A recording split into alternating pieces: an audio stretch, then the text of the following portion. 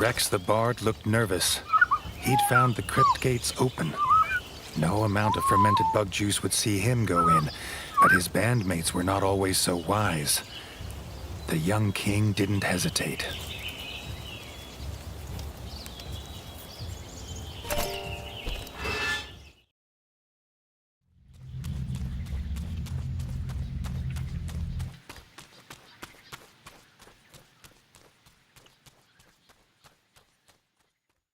Reggie's head was pained from the drinking and the noise of last night, but he'd still found his bed. What had these young bards found?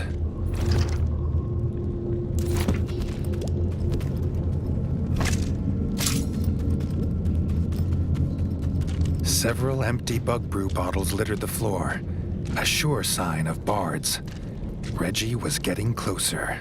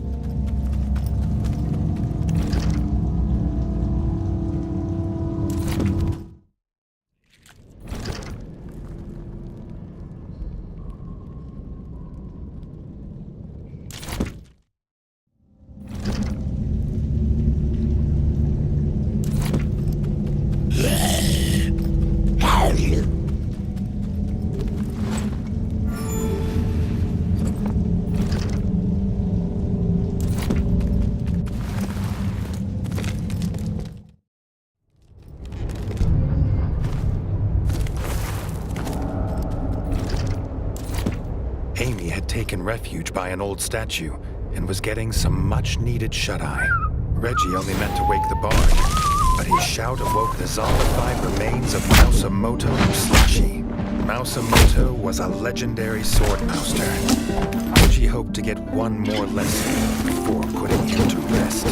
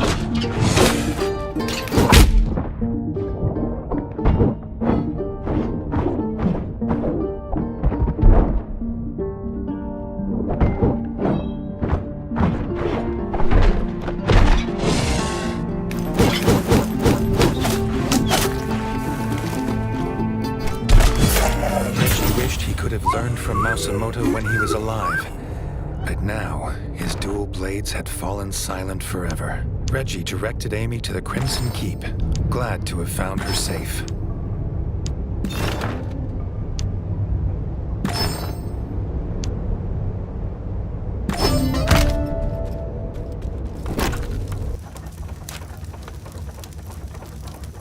Seems Amy wasn't the only bard who hadn't reappeared.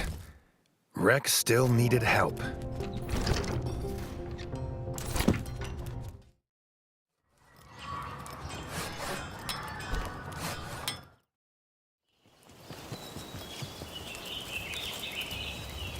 Amy was waiting with Rex.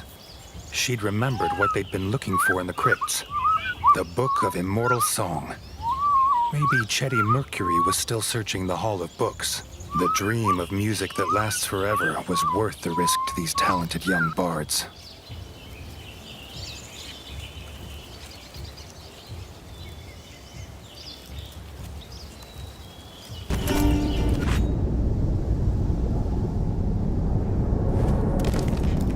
Reggie glimpsed Chetty running deeper into the crypts. Something had scared him. Something lurking in the shadows.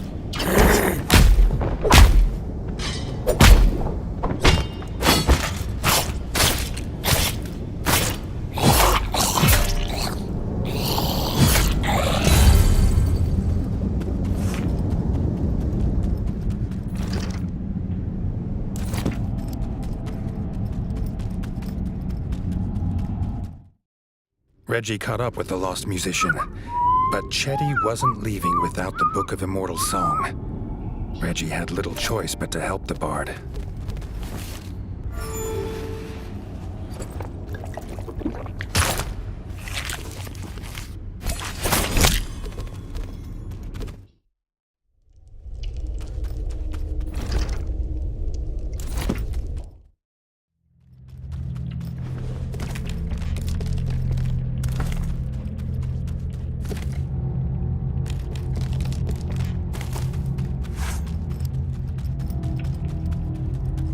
As soon as Reggie set paw in the Hall of Books, He knew something was wrong. Something in the shadows, quieter than a mouse. It was Fang Bu, an infamous warlord known for his brutality with a halberd.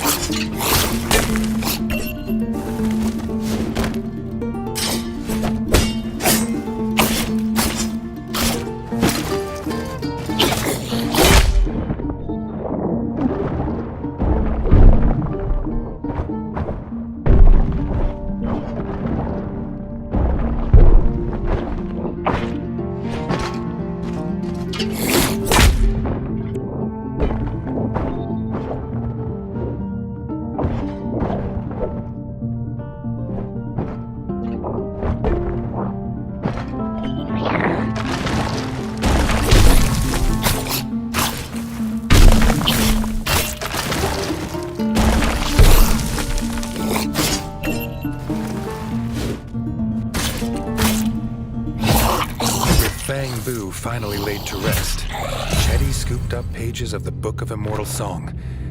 With a nod of thanks to Reggie, he scurried towards the surface. After all they'd been through, Reggie hoped the young bards gave a historic performance.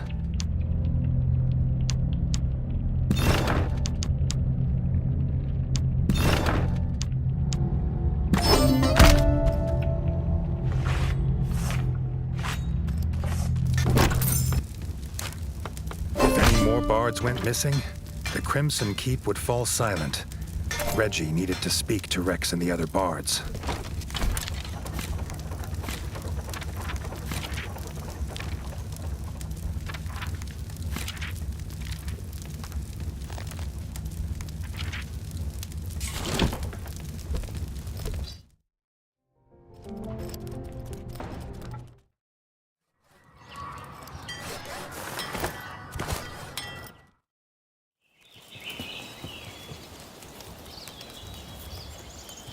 The bards explained that Johnny Nasher had gone into the crypts to buy tobacco from Bertle the Turtle. There'd been no sign or sight of either of them since.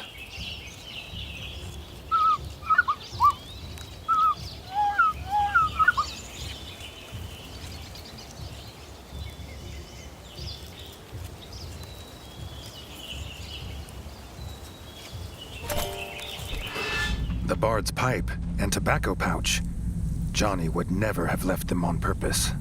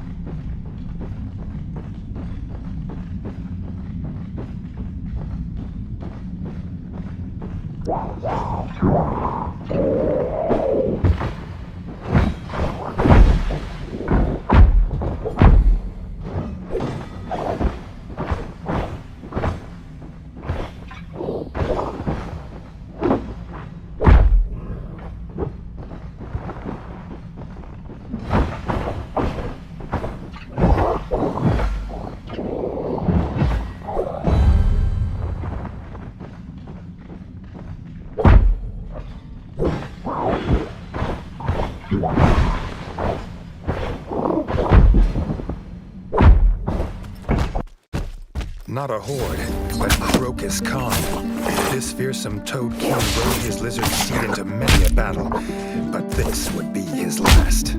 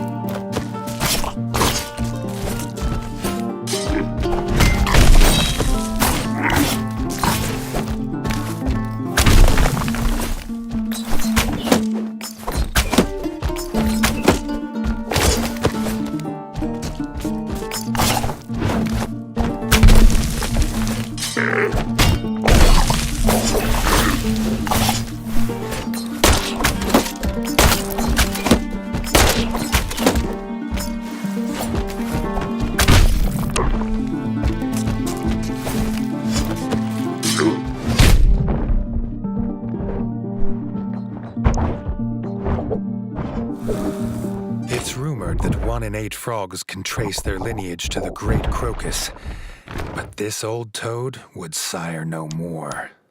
With Crocus defeated, Johnny and Bertle thanked Reggie for his help. Reggie hoped in the future they would find safer and less pungent places to trade.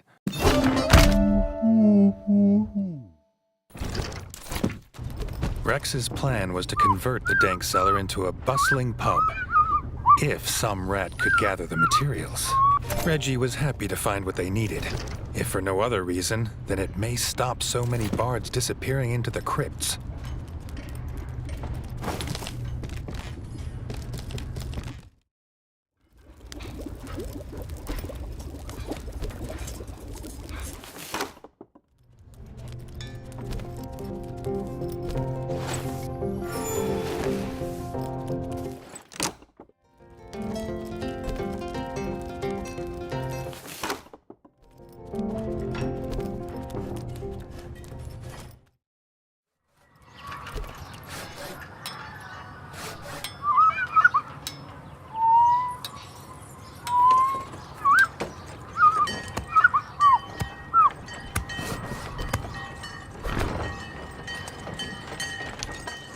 The trader was relieved to hear the bards had a trade to fall back on for when this musician fantasy inevitably failed, so he offered a good price.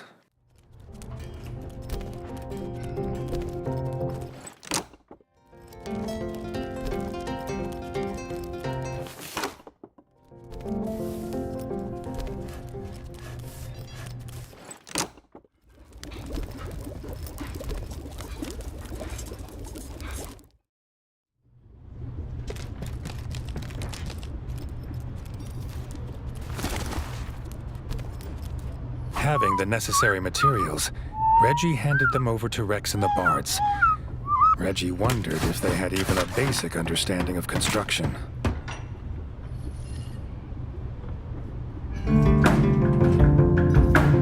Reggie could see himself spending many a night in The King's Tale, basking in the music, sipping red berry wine, and regaling the rat folk with tales of his battles.